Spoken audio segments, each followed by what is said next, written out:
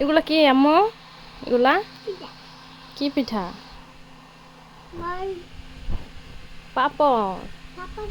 এগুলো কালকে রোদ্রে শুকায়া তারপরে তেলে ভেজে দেব। ওয়াও, বলো মাশাআল্লাহ। বাবা না, কত সুন্দর, অনেক বড় বড়, কত বড়। এগুলা নিচে আরো আছে বড় বড় অনেক। এই বড়গুলা অনেক বড় বড়, লম্বা লম্বা স্লাইস।